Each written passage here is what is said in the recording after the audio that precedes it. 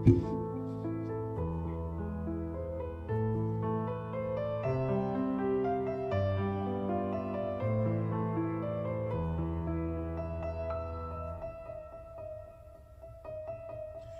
is happening, everybody? Welcome to the Wednesday night live before lock show. It is the Farmers Insurance Open week, and listen, it's a really fun golf course, but sadly, Ben, we've got a little bit of weather to deal with. We probably may have our first delay, but as we'll talk about in a second here, I don't know that it's going to affect play that much. We'll get into that in a little bit. Ben, how you doing today? Are you a little less crazy than I am, I hope? Yeah, I'm fine. Normal day for me. I wasn't in the GameStop world, but yeah, just I bet against your boys. That didn't go well. Took down LaSalle in college basketball. So congrats to Rhode Island. Did Fats end up playing? I know he was hurt. Yeah, he did. Okay. So, I'm good. I'm ready to go. We're going a little earlier, so I'm not half asleep as I normally am on the late show. I'm excited to get into it. This is one of my favorite. I was saying this yesterday. One of my favorite golf tournaments of the year. I love Farmers. I love Torrey. Just a great event. Yeah, we get it twice this year too. So we're a little early today because Wednesdays, they're a huge day in the NBA world. And we've added our live before lock for the late slate here and Chris Baggs. And we'll be back here in just a little bit. So make sure you like and subscribe because we're always changing our time. So to make sure you get notified when we go live, like and subscribe. That'll take care of that for you. So let's go ahead and jump right in, Ben, and talk about waves, weather, and withdrawals. We got our triple W's here back up at the top. And I'm just going to read you what I'm going to be weatherman for 10 seconds, right? Okay, it's going to be calm and cool Thursday. Going to be sunny, though. Okay, we're going to play all golf. We're going to play all 18 holes. Friday, it's going to be rainy and windy. It'll clear later in the day, but most of the day, it's going to be rainy and windy. Saturday and Sunday, cool and calm. So there's my weather pitch to you. It's 30 seconds. Do you glean anything from it? Does anything sound like an edge? No. So the problem is, and it's maybe not a problem. I think it's kind of a solution is don't forget we're playing on two courses. Yeah. So there's no tee, like the tee times are a 2-hour wave. So it's not like, oh, certain guys are going to be off the course. Yeah, there's a little of that, but basically everyone's going to be playing while everyone is playing. So is there something you could do? You could stack a course or maybe stack closer to 9 Pacific, but all in all, it is not like a normal event where we have guys in the morning and guys in the afternoon. I think that's a good thing considering what you just talked about. Yeah. Now let me ask you the one thing that I saw floating around. Okay. And I love the chat to chime in here as well. If they want to give their opinion, I'd love to hear it. If you know one day is going to be harder than the other, right? We know we're going to get 20-mile-per-hour winds on Friday. Would you rather your golfer be playing the hard course or the easy course? And the debate is, well, you want to play the easier course on the hard day because it's just an easier golf course. But does the harder conditions mitigate the scoring advantage to begin with? That's my question to you. Do you have a lean or are you basically just avoiding it altogether? So it's a super interesting question. We had this question, honestly, it was a couple of years ago. I remember distinctly answering this. And I said that I would rather have my golfer play the harder course on the easier day because you know what? You don't want to get punished on the South course. But now with the way golf is evolving, I think I'm starting to flip that answer because I really think that guys' ability to tear apart a course, you can score so much. So I almost want my guys just to have full on best opportunity on the North course and they can make up for what could be very challenging conditions on the South course. I think it's a bit contrary, but that's how I've been starting to think as well. It's like, well, wait, I want the best conditions for the easy. South is going to be hard no matter what the conditions are. You're going to likely, the average is going to be over par. So yeah, it gets a little bit harder, but I think the North course ends up getting a lot harder. So with that being said, if you want to go the other way, you think you'd rather have your golfer play the easy course on the hard condition day. Got a couple of names for you. Corey Connors, Francesco Molinari, Max Homa, Byung-Hyun An, HV3, Harry Higgs, and then the big guys, Rahm, Leishman, Day, McIlroy, Koepka, and Wolf, along with Matsuyama. They are going south to north on that rotation. I went through those names rather quickly. We'll, of course, get into them as we get into this. But any of those names stick out to you that, okay, hey, if I want my guys playing the easy course on the hard day, I want to target McIlroy, Rahm. That's obvious. How about any of the other guys, though? Yeah, I mean, Corey Connors is someone that you've mentioned, pure ball striker, took a step late. And we're going to dive into these guys. You know, I was really impressed with him at the Masters. And Max Homa last week was a name that came up quite a lot and played pretty well, and that comes off OHL. So I do think there's going to be some guys. The key with all this and weather in general, can you factor it in? Definitely. Should it overhaul what you were doing? I would say no. If you have two guys and you're in a coin toss, maybe you look at something like this. But for me, it's very secondary. I'm doing what I was doing before I heard all this stuff. Kevin Stadler's in the chat. We got, that's actually hilarious. I love it. It's been every week that we've been waiting for K-Stats play, and he actually shot under par last week. I know, I saw that. Let's give him a little credit here at the Desert Classic. Was able to, get it in at 1 under for the 2 days. Good for him. So we love that. Are you a good play this week, Kevin? Well, I guess good to see. Maybe the conditions will favor you, but you never know. I hope you make a cut soon. Thank you for joining us here tonight. All right, Ben, let's go on to our second topic here.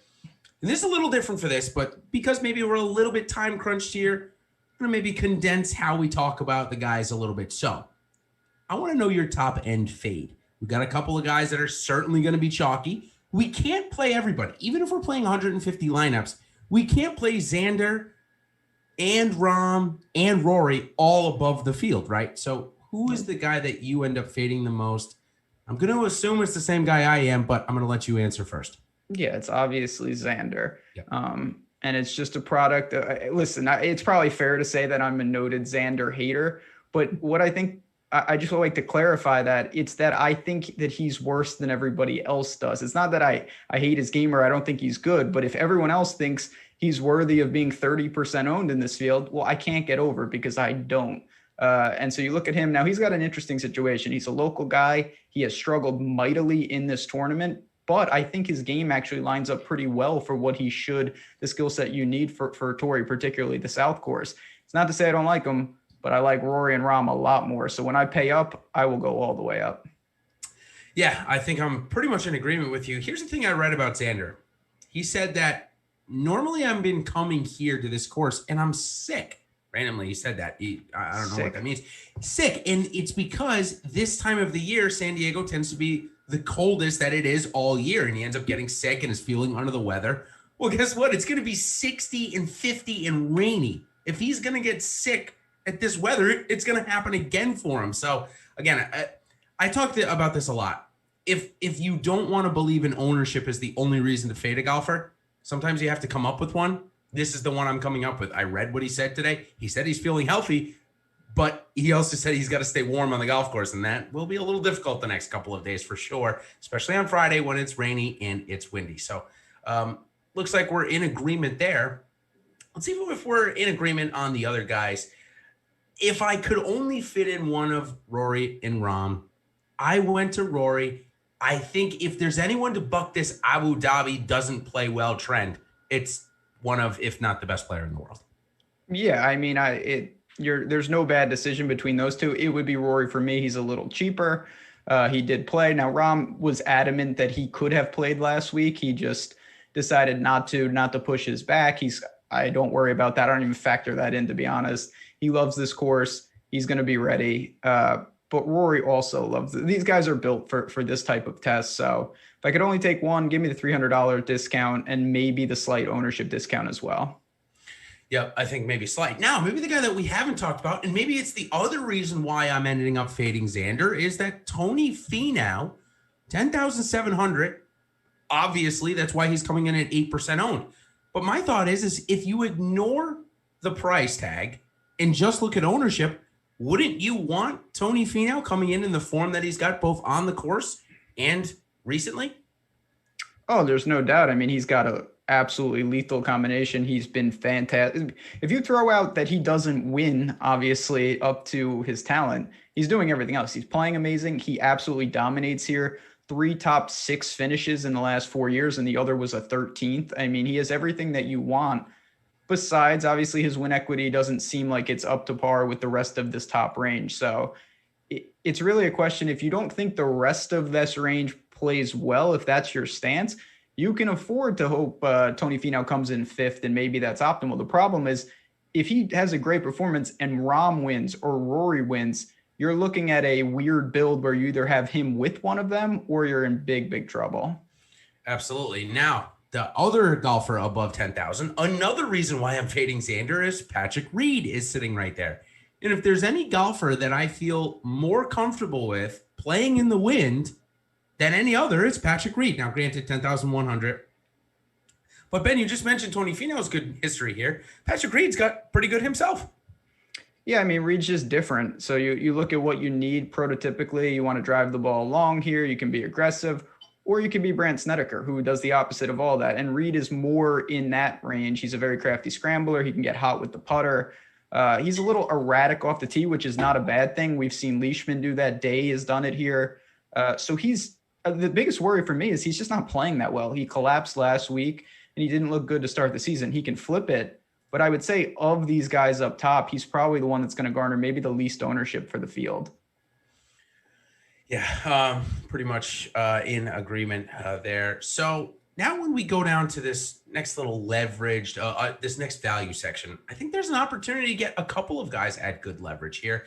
Now let's start off with the 9Ks. Harris English looks like he's going to soak up all the ownership here. Good. And that's great for people like you and I who continually fade this guy. Now, here's my reasoning this week if people do want to hear it. It's pretty simple. I don't think Harris English long-term is a 9,800 golfer in one of the strongest fields of the year. I just don't, especially the one that's not a WGC event. So would I pay 8,800 for this guy at this field? Yeah, I definitely would. But I'm not going to play him over, here's the list, Sung J M, Victor Hovland, maybe even Brooks Koepka for that matter.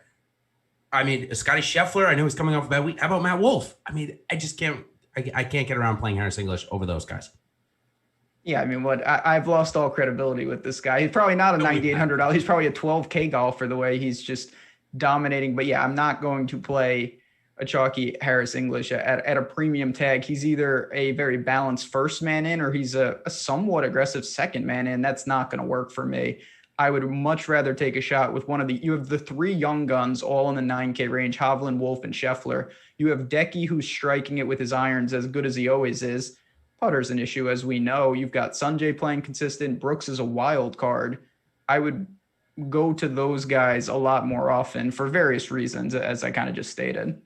As we move down the list, certainly with a lot of English chalk getting soaked up, and most of the guys that I just mentioned as well are going to be over 10% owned. Mm-hmm. So as we move down, I've got a trio of Aussies, Ben, that look like they're coming all under 10% owned. And while I think I like the cheapest one more, or the most, I should say, I think I have an affinity for all three this week. I think they're all going to make my lineups. I think you can get good leverage on all three pretty easily.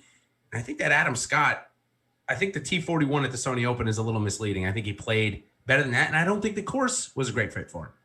Yeah, so this is a weird range kind of in this mid-eights. Adam Scott wasn't great with the irons, but listen, he's someone he will be ready to play. He's had a good showing here. I believe that was in 2019. Yeah, 2019, gained 7.5 strokes with the irons. He's built for long irons, built for a course that I'd say the winning score is going to be more in that lower, you're not going to see 25 under this week, and that's a good thing. Under, yeah, like that, he can't putt.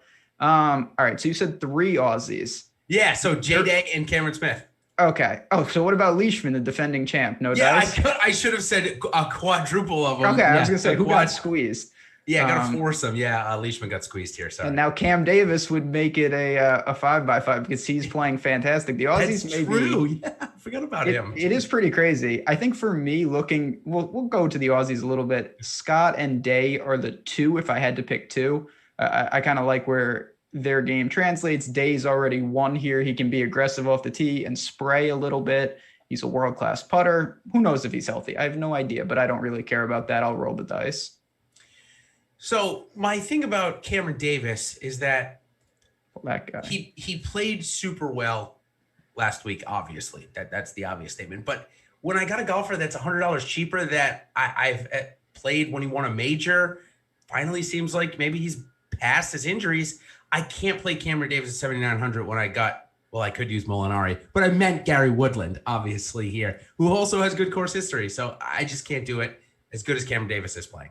Yeah, so Gary Woodland, I think everybody, including me, wanted to see, what did the break do for him? Because he was obviously hurt. He had 3 missed cuts and a 72nd to close the year. He looked good. He gained 4 strokes tee to green. He came in 16th. I think Gary Woodland is all systems go, but he is in an interesting range with Cameron Champ, who played terrible, with Molinari, who played well. Cameron Davis played amazing. I have to ask you, though, because we know I can't talk about this guy. $8,100, Will Z. Do you think this is a good course for him? Do you think the price is right? What do you do with the young, talented guy we haven't seen much of? Yeah, I think that his game, if you look at his strokes gain ranks from this year, which, it's not that many events that he's played in, he's ranked in the top 10 in both off the tee and on the approach. So what does that tell us? Obviously, he's a pure ball striker in that he's going to rely on maybe a decent short game to get himself in the top 10. But if this is a U.S. Open style course, which obviously it is, I mean, we saw him go to Winged Foot and come in the top 10 in the strongest field in golf, or one of the top strongest fields in golf. So at 8% owned, Ben, I got to be honest, I know we haven't seen him in a little while. I'm in. I think this is a great time to jump on him. Yeah, I mean, I might have some shares, which is, I haven't really played this guy. I played him at Bermuda, I think, which was a lawless event, thanks to Pat Perez. But oh, man, that one. Neither here nor there. That one, yeah. And then you look at OHL. I mean, we'll see long term. I don't think OHL is exactly where Will Z is going to dominate long term. This seems more like what I'd like, but we got my boys. We got Ricky and Usti. Yeah, both at flat 8. Ricky only lost, I think he only lost one ball last week, which is an improvement for him. He's a Farmers guy. He had a great stretch early in his career here. He's been god awful for the last 7 years here. I'm kind of indifferent. I definitely like the play. I'm going to buy because he scores so well. Usti's the one that's a little more difficult. I think as a tournament play, we haven't seen him and he's going to be low owned, which is always the formula for Ust. Yeah, and I think here's the thing. When we talk about price, like Willie Z, our chat just brought up, and Tar Heels, it looks like is the screen name or something like that, brought up that he's probably overpriced. And in reality, he probably is, Ben, right? I mean, we haven't seen him that much, but for the strongest, basically non-major, non-WGC event of the year, 8,100, it does seem a little pricey. What that does, and we just talked about it with Finau, keeps ownership down. If he was 74 or 7,500 in this field, I'm guessing he'd be 20+% owned. Yeah, and I think the thing to take away with guys like him and some of these to me, there's no over or under price because nobody knows. He could be the most underpriced guy in the field if he wins 2 majors this year and he's the next dominant thing on core. Or we could look back and be like, that guy was 8,100 at the Farmers and he had that flash at the U.S. Open and we literally never heard from him again. The range of outcomes for these new guys is huge. Some are Morikawa and some are not.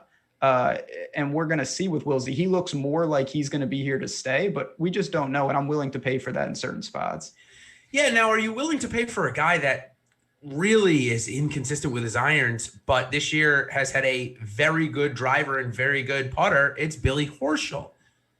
It doesn't seem like a great course. It doesn't seem like a great price, but it seems like he's getting a lot of attention. Good. Hopefully people start Karis English, Billy Ho. And then throw in Johnny Who, and we'll just call it a day. Johnny Who? I can't with that. So Billy Ho came in 7th at Sony, but he gained 8 strokes putting. He has lost with the irons in 6 straight recorded events that we have stats for. He's a Florida guy. He's a Bermuda guy.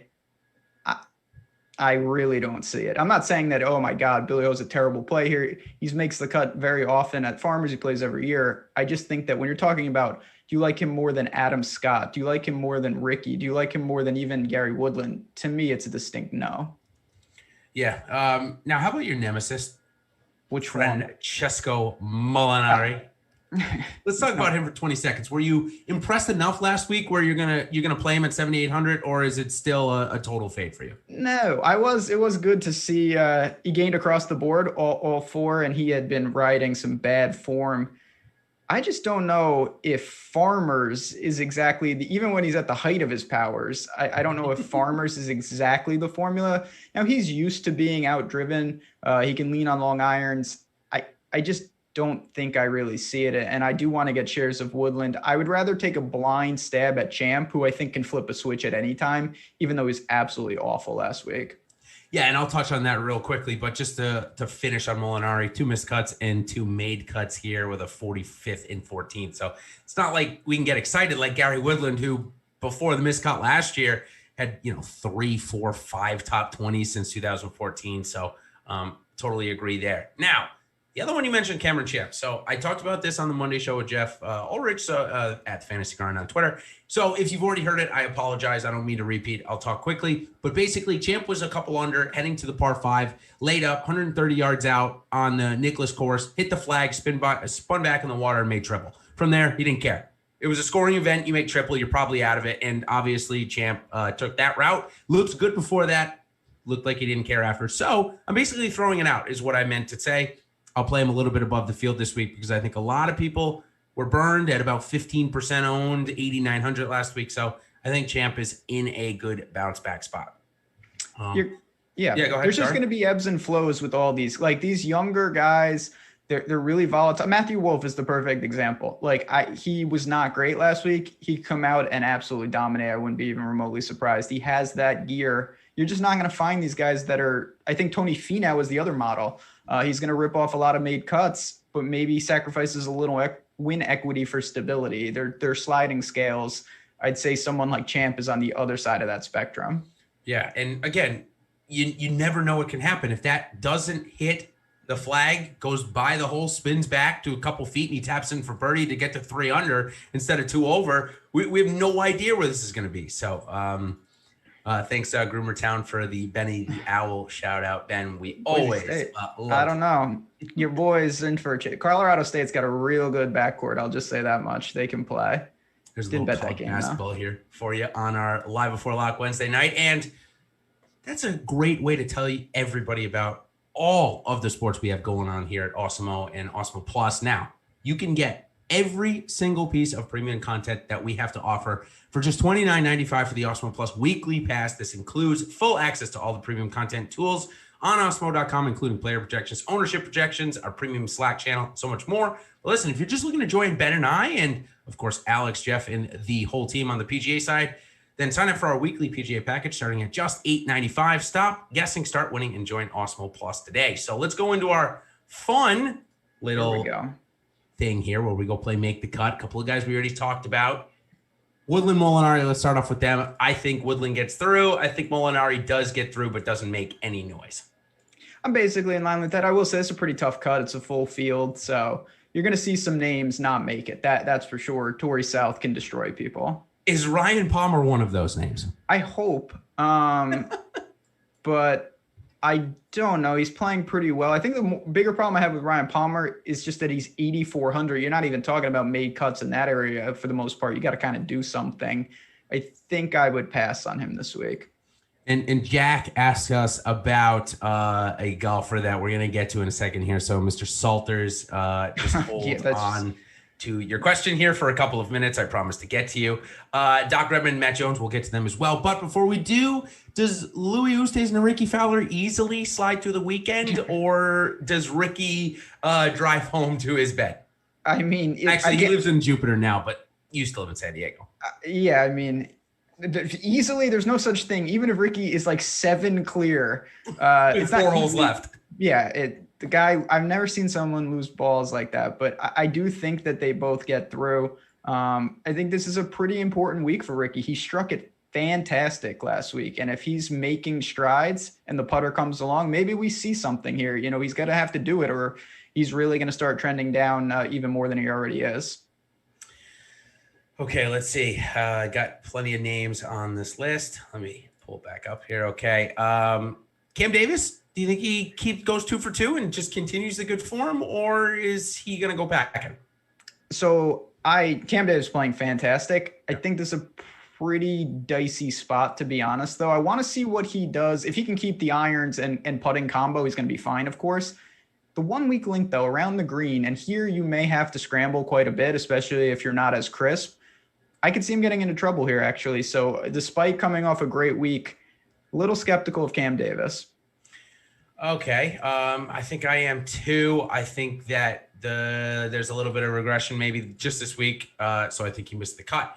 Now, Sam Burns shot 6 over on Thursday, bounced back with a 6 under, or shot 5 over 6 under on Friday. So does that get him through the weekend, or is he looking at back-to-back missed cuts to start his year?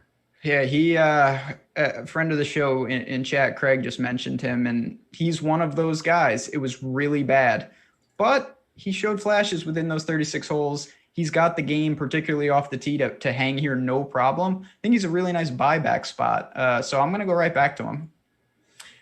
Yeah, I think God, did he cost me some money, though? Yeah, he's cost me plenty of money as well. I totally understand.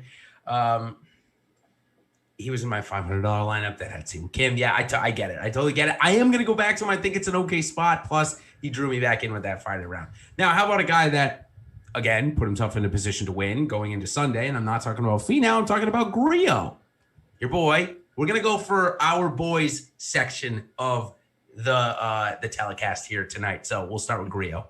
So I think we all know that I think I'm contractually obligated to play some. But this is another situation. I try to look at this objectively because I love this show and I try to give the best info I can. What I just said about Cam Davis, I think is applicable to Grillo. His around the green game is awful. And although he's a good ball striker, if you start missing greens here, it's going to be very difficult. So I'm a little worried. He makes a lot of cuts, doesn't get a lot of placement points. I think he could be in jeopardy of having a short week this week. Okay.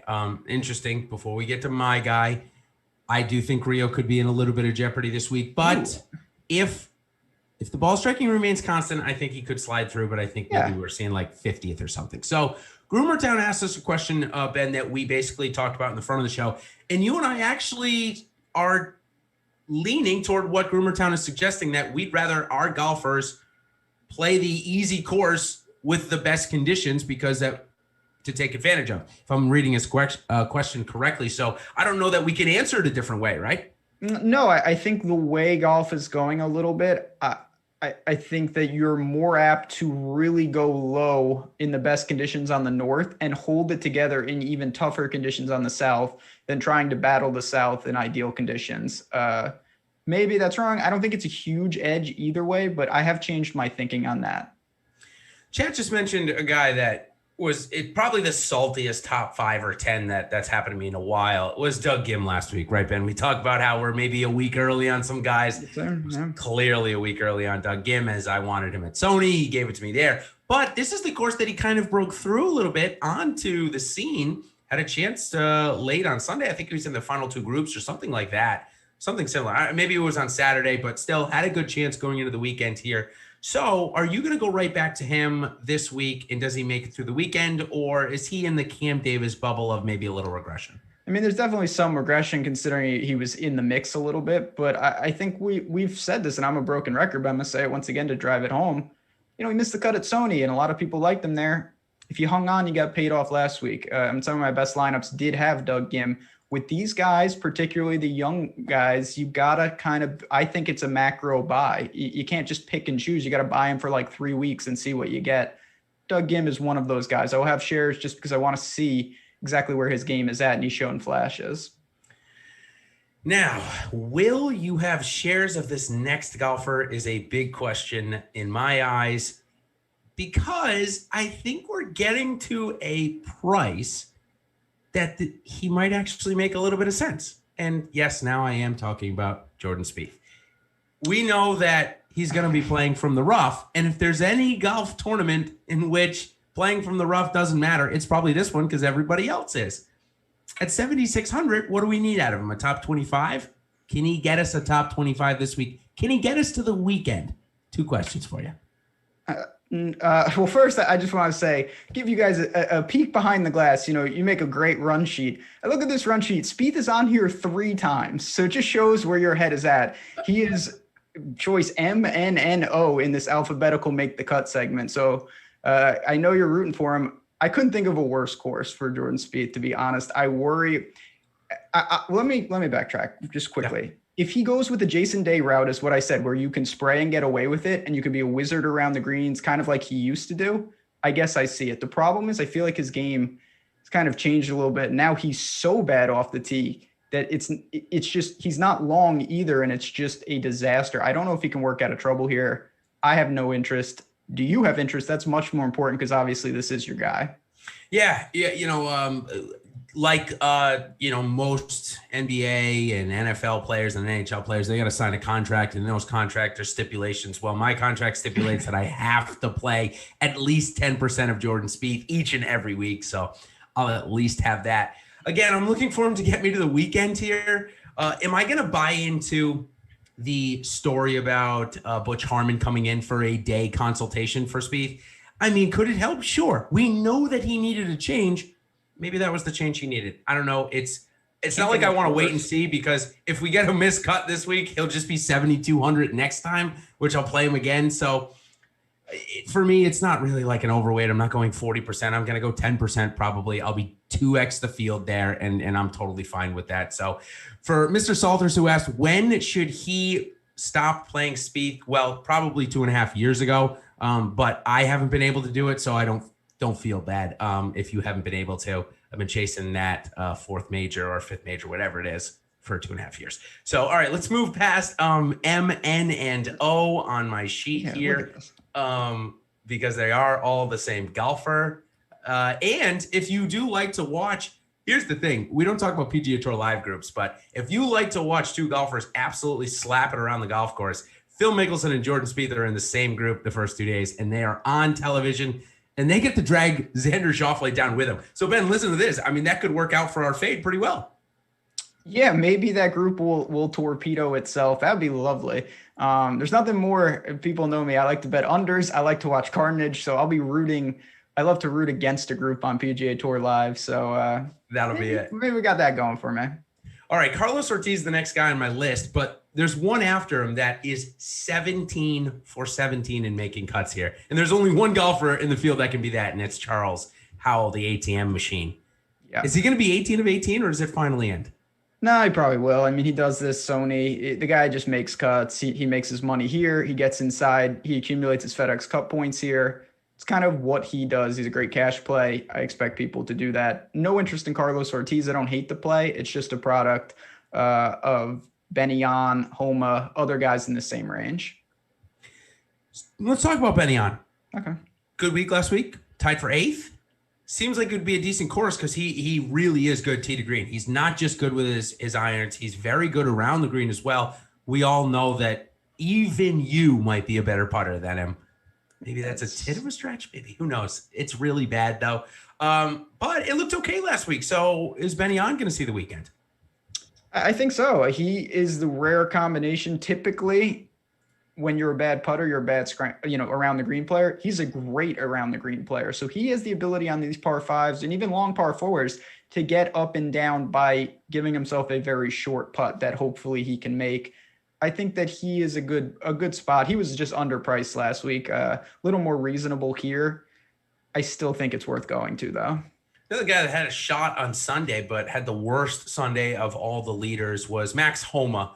7,000 last week, under 5% owned, gets a little bit of a price bump and a little bit of an ownership bump coming off a top 10 here last year. Is this a spot, or was last week the jam spot? So last week was definitely the spot. No doubt that would have been a very sharp play. I didn't really get there in any major way. I like this course for him, though. I'm just going to comp it. Winner at Wells Fargo. I think that's a good thing. He was 9th here at Farmers last year, finally kind of found it after 3 missed cuts. He's a California guy. His best club is off the tee. All of that checks the box. So I think this is a good setup for him, and I will still buy on Homa. I think it's an okay spot to buy. I think given the people that he's with in that range, I don't think there's, I'd rather play Homa over Alex Noren. Now, yes. How about Homa over Lanto Griffin? Similar type players, and Griffin was 8,200 last week, missed the cut. Same price as Homa this week. Yeah, I would go to Homa. The off the tee game for Lanto is not strong and never has been. He's a much better iron player, a much better putter. I kind of just like the way I'm constructing it with guys like Homa. I got 2 South Africans right below them, Fratelli and EVR, kind of fit that. They're extremely risky, but I think that's the type of player I at least want to give a shot.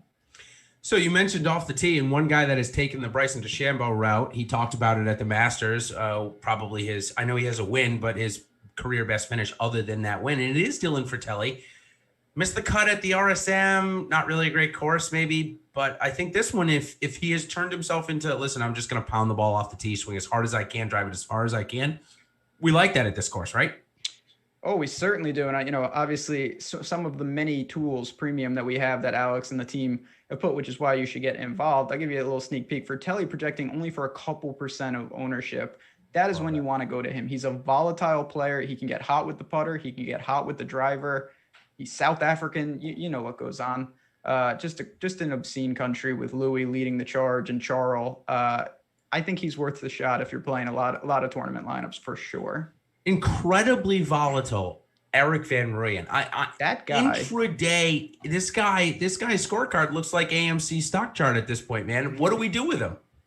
You know, it's amazing for someone who's so volatile. It never seems like it's going well though, because I play him and it's just various degrees of bad. He lost across the board. Oh no, he gained 1.5 strokes putting at Amex. I do think it's in there though. Traditionally, he's a good driver of the ball. I think he's better suited at harder courses. He's got a top 10 in a major. He's a third at a WGC in Mexico. I'm gonna still buy. I think if I had to choose though, I'd go to Fratelli if I had to pick one South African. Me too. I think for this course and what we've seen maybe recently, I think I want to go to Fratelli as well. Here's a quick question, because I don't think it's going to be this week. When will Phil make a cut again and no cuts don't count? And the Champions Tour doesn't count. Oh, and the Champions Tour doesn't count. Well, the next time he plays like Phil and Charles Barkley against like a robot and someone else when they do one of those charity events, because he's not making any cuts on tour. Phil is dust. Don't play him. That's a evergreen statement. Heard it here first. I think he should be going to the Champions Tour. Or if he cheats. For a couple years. He also, sorry to jump in, he could cheat and make the cut like he did at Chapultepec when he was finding sprinklers in the woods. So not playing Phil this year. That's confirmed. How about Adam Hadwin, who seems maybe like an interesting play, had maybe his worst start at the Amex last week, but still found a way on Sunday to play pretty well. Yeah, he has a knack for that. I was not on him at all last week. That was one of my bigger stands. And I still am not. He lost 2.8 strokes tee to green. He did it all with the short game. He's a good putter, so you got to give him credit. But that's not the formula for me this week. I think you get punished if you do that. Chad asked us earlier about Doc Redman, who came in not quite DFL. Another California kid who had the first round lead actually ended up coming in DFL. That's Maverick McNeely. So let's talk Doc Redman and Maverick McNeely. Two young kids that I think could be okay here, but I would, in the two, I'd favor McNeely over Redman this week. I go the other way. I love Maverick in life. He's just, his irons are atrocious. And although he's a great putter, that scares me. Redman, I was very disappointed, but he's another one. It's kind of like Sam Burns. If he can get going off the tee, I think we could see something. So I'll cautiously buy. Don't need a ton to get over on these guys, and that's the best part. Yep. Totally agree. That's the one thing I like about a tournament like this. You get into this range and you can really get some leverage, even just going 10% of the guys. So, okay. I got two more guys because they're not going to be part of my hot takes or deep dives. So let's talk about Justin Suh and Andy Ogletree. You wrote up Justin Suh, and then you also brought up a great point earlier here about Will Zalatoris. I think it translates perfectly to Suh. Why don't you talk about that briefly for a second? Yeah, I think I know where you're going in the sense that Justin Suh, I'm not declaring him a great golfer, but he has the opportunity. We could look back and say, wow, 6,600. He has limited starts, and some guys it takes a little longer to figure out. He's got a combination of off the tee and putting when he's been effective that could translate here. So at 6,600, there's a lot of room between where he may be priced in the future, and that in itself is good enough for me. Yep. For me as well. I know he missed the cut here last year, but he was playing terrible golf. He found it over COVID. He talked about it. Yeah. Talked about it. So somebody just brought up Charlie Hoffman. What a withdrawal last week. I mean, thanks, Charlie. 2 of my top 5 GPP teams, of course, had him in it. Love that sting. I'm not even coming. How can you be T16 in a tournament, withdraw, and come back and play the next week? I'm sorry, I'm not playing. No chance. That's confusing to me on both things, because you would never withdraw unless it was somewhat serious if you're in contention, but you would also never play the next week if it was serious. So he's here. I don't mind it if you want to take the risk. There's a lot of guys if you don't, though. I'll just say that. It's a range that's loaded with non-Charlie Hoffmans.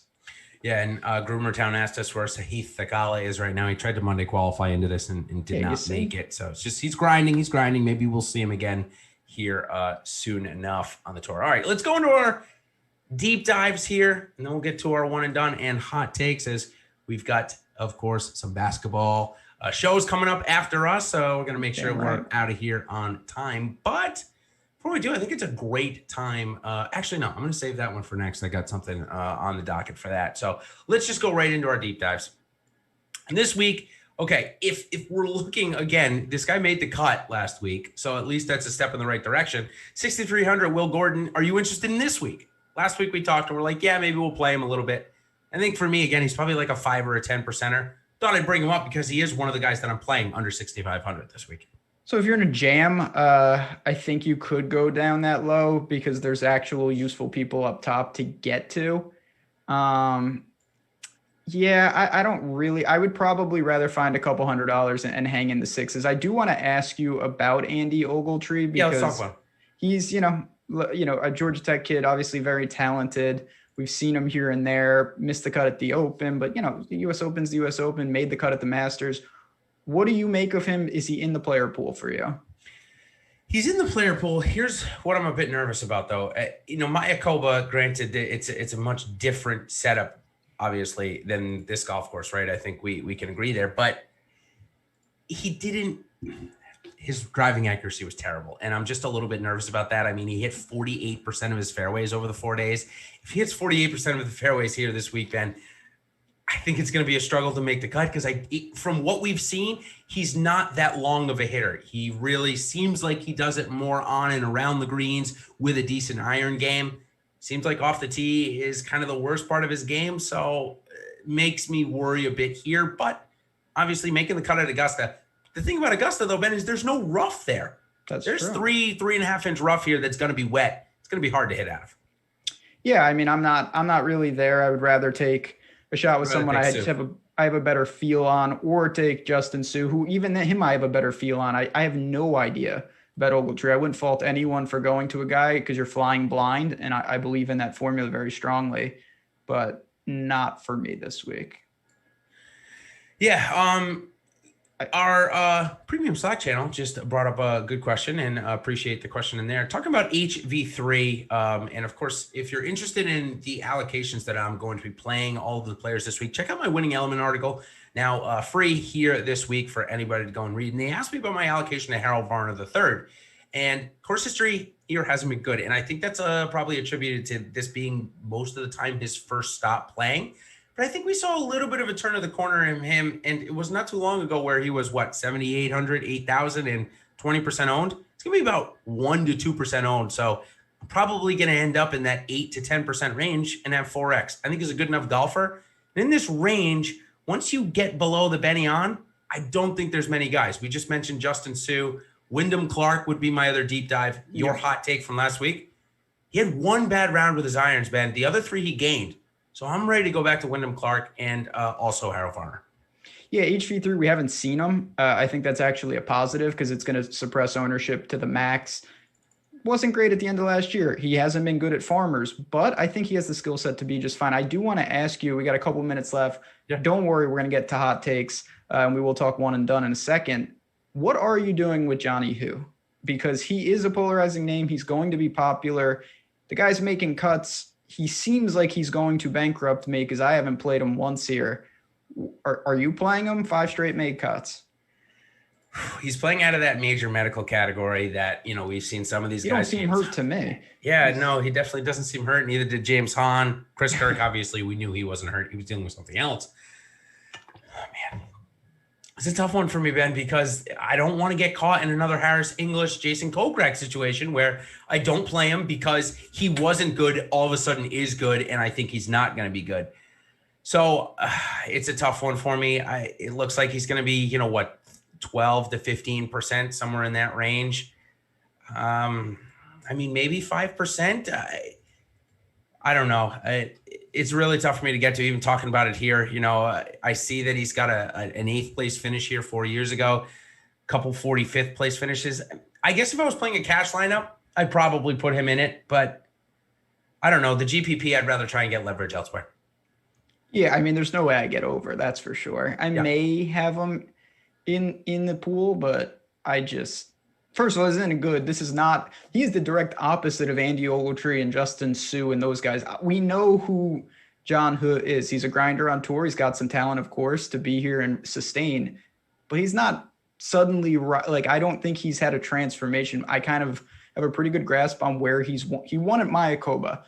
He's coming third at Heritage, third at Wyndham. Second sounds like last week, actually. It sounds like a good fit for last week. That's right. That's what I'm saying. Like, yes, he has had some success at Farmers. I'm not discounting that. I don't see it though.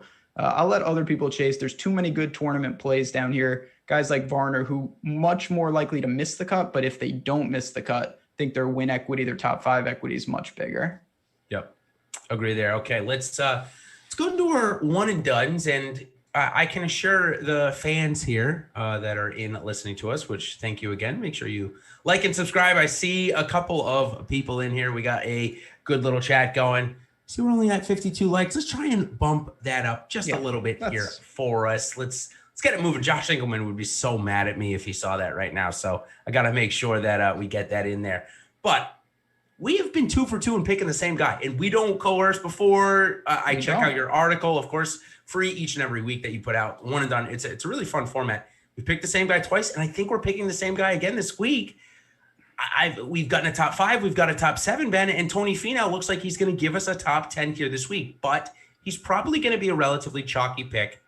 Do you have somebody else that you're eyeing if they want to go a bit against the grain here in their one and done? Could be their one and done or the Mayo Cup, whichever one they're playing in. Yeah, so I do think that Tony Finau, depending, and listen, it's early in the season. My strategy is to be pretty conservative. If I was going to mix it up, I think going to one of the Aussies, whether it's Day or Adam Scott, those guys, they're good players, but I'm not afraid to burn them. I kind of think that's the strategy that I'd employ. So risk tolerance, you could go even more aggressive, but I think it's kind of unnecessary. I'm going to stick in that range. Maybe Decky, he's another one, but it's Decky, so you know how that goes. So I think that what you're basically saying here, if we're talking one and done strategy for 10 seconds, it's you want to save your favorites for the majors.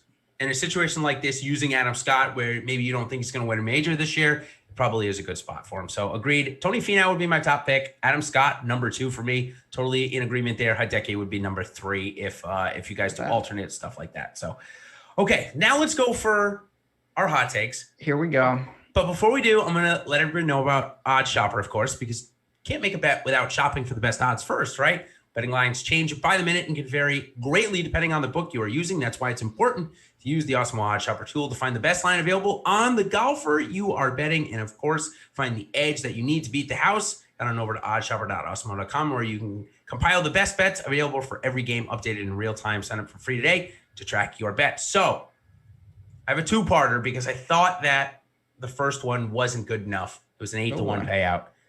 Adam Scott, top 5. I see it here. I see the conditions lining up perfectly for him.